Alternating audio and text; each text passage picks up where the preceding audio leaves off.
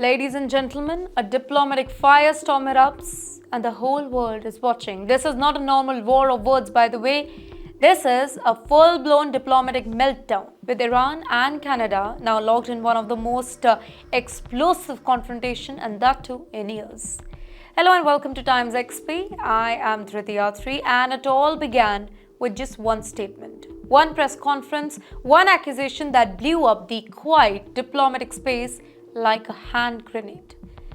Let me tell you the moment when Canada pulled the trigger here. The head of Canada's intelligence agency, CSIS director, Mr. Dan Rogers, he stood before cameras and made his most dramatic claim yet.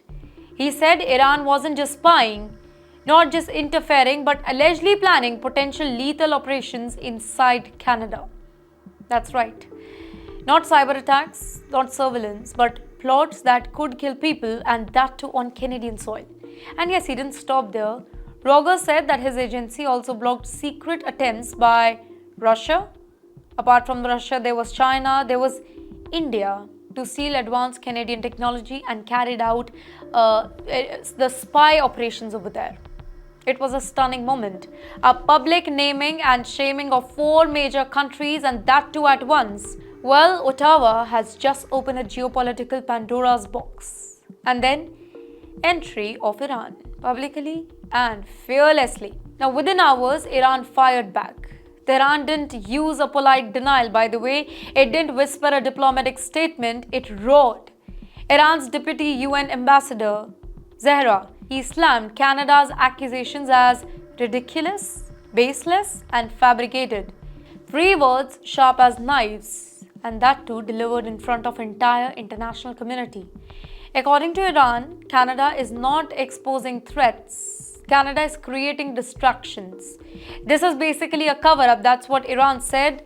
Iran claims Ottawa is deliberately trying to shift the attention away from Israel's military actions in Gaza. Canada's unwavering support for these actions and criticism of Canada's role in West Asia. Iran says Canada is using the intelligence allegations as a political smoke screen, basically a shield to avoid answering tough questions here. And Iran didn't stop there. They also said that Canada is blocking our citizens. That's right.